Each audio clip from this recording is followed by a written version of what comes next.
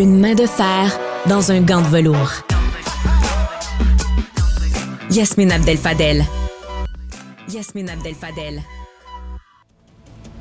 14h30, c'est le moment d'aller retrouver notre collègue Yasmine Abdel-Fadel à Cube Radio. Bon après-midi, Yasmine.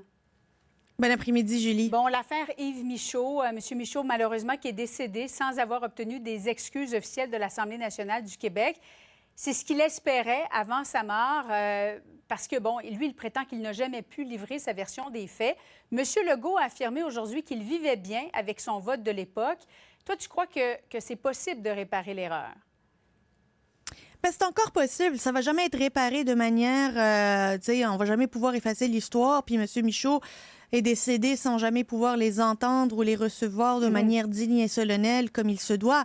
Mais pour sa famille, pour ses héritiers, pour ceux qui l'ont connu, qui l'ont vu blessé et meurtri, d'avoir été accusé à tort, d'avoir tenu des propos antisémites, ben ils pourront le recevoir, puis ils pourront faire aussi leur deuil de cette triste histoire, triste page de notre histoire parlementaire.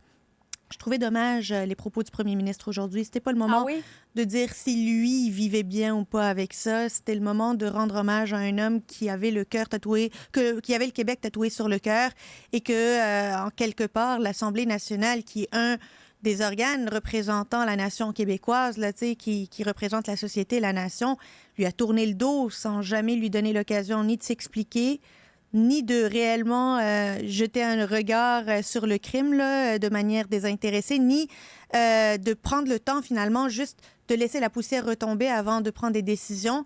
Sans procès, sans l'entente, sans crime, on l'a accusé. Et plusieurs de ces élus se sont excusés à travers les années de manière formelle, avec notamment une lettre qui avait été publiée dans le journal Le Devoir. Mais jamais l'institution qui est l'Assemblée nationale ne s'est, elle, excusée. Elle a encore dans ses annales cette motion condamnant les propos de Yves Michaud, des propos qu'il n'a pas tenus.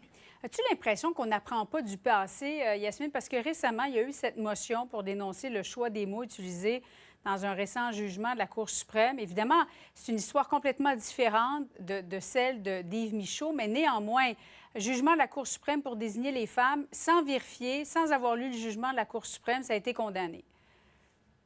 C'est épouvantable. J'ai l'impression qu'on utilise beaucoup les motions de manière intempestive sans nécessairement aller au bout de l'histoire avant de les faire voter. Or, un vote d'un élu qui se lève devrait avoir un poids.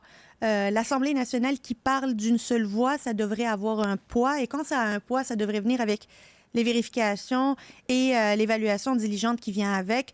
Pas juste, on a entendu que dans une chronique quelque part, il y a quelqu'un qui a dit ça. C'est pas à ça que ça sert une motion de l'Assemblée nationale.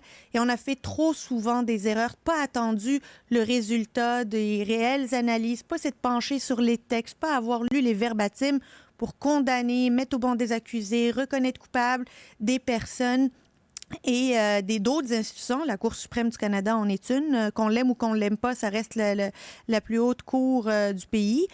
Ben, il y a un minimum d'efforts à faire avant de faire voter des élus une motion. Puis j'ai l'impression qu'on prend ça beaucoup trop à la légère et qu'on a enlevé tout sérieux aux motions qui sont votées à l'Assemblée nationale. Yasmine, il y a une femme de 73 ans qui est décédée l'été dernier d'un anévrisme dans les toilettes de l'urgence de l'hôpital de Joliette. Après avoir attendu 17 heures, elle n'a jamais vu de médecin. En fait, le moment où elle a pu voir des médecins, c'est au moment où on tentait de la réanimer. Il était un petit peu tard. Et le coroner André Quentin demande à ce que la qualité des soins prodigués à Mme Leclerc, ce type de soins, soit révisé. Ça commence à faire pas mal de monde qui meurt dans des urgences au Québec, tu trouves pas? Ah, c'est épouvantable. C'est épouvantable. Julie, 17 heures à l'hôpital après avoir fait 5 syncopes. La dame s'est présentée là. On lui a donné une priorité 4. Sur l'échelle des priorités, il y a 5 priorités. On lui a donné l'avant-dernière. Moi, j'arrive pas à comprendre ce système de triage. On a l'impression de finalement jouer à la loterie. On ne sait pas c'est quel chiffre qui va tomber. Ah, toi, t'es 4, toi, t'es 3. On ne sait pas finalement sur quoi c'est basé. Et sur quoi on s'est basé pour lui donner une priorité 4?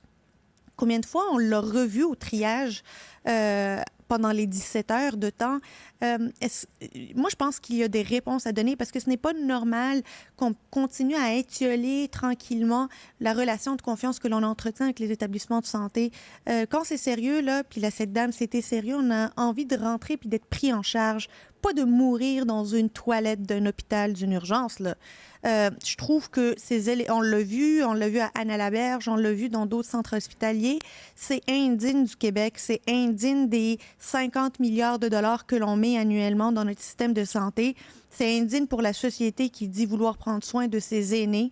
Moi, je suis honnêtement, là, je suis sous le choc, je suis ahurie de lire qu'elle a attendu 17 heures après avoir fait 5 syncopes et morte d'un anévrisme. Yasmine, merci. Bon après-midi à toi.